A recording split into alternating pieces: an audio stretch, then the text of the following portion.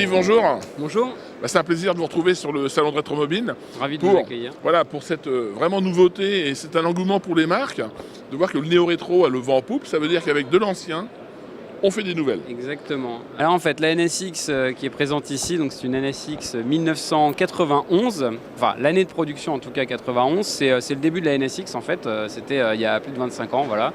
Elle a été présentée au salon de Chicago en 89, à l'époque c'était quasi un concept définitif. Là c'est un gentil propriétaire qui nous fait le plaisir de l'exposer pendant 5 jours sur le Rétromobile. Donc 274 chevaux pour la puissance, on était sur déjà un 6 cylindres à l'époque, c'était une voiture d'ingénieur, une vraie voiture d'ingénieur, et c'est ce qui a été recréé aujourd'hui dans la nouvelle NSX dont on va parler, j'imagine, dans quelques temps. Combien d'exemplaires de produits? Il y a eu, alors, au total en France, je vais vous donner les chiffres France, que c'est ceux que je connais le mieux, on est à 207 unités commercialisées en France. Voilà.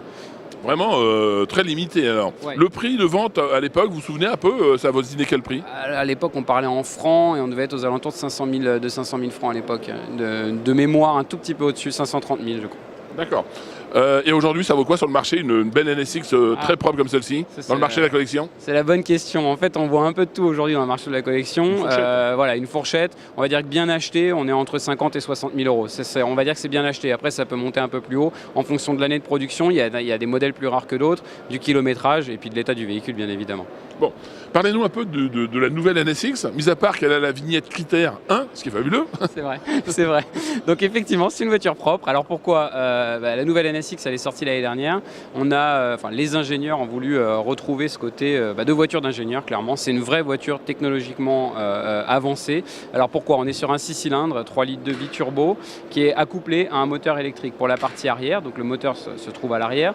Et on a également 2 moteurs électriques sur les roues avant, qui aident le véhicule à progresser sur un circuit ou d'une manière générale sur la route au quotidien, avec 4 modes de conduite différents. Donc là, on est sur une voiture, un vrai produit technologique qui sera aussi limité, voire plus, que l'ancienne NSX. On aura le même côté sportif que l'ancienne? C'est complètement différent. Déjà, on ne parle pas de même puissance. On est sur 581 chevaux cumulés électriques thermiques. Le côté sportif est bien là. J'ai été passager d'un pilote professionnel. Je peux vous garantir que ça marche très fort. Le côté sportif est là, bien évidemment. Et le côté hybride et technologique est toujours là. Encore une fois, c'est une vraie voiture d'ingénieur. Voilà. Ok, écoutez, merci au Néo Rétro alors. Merci à vous.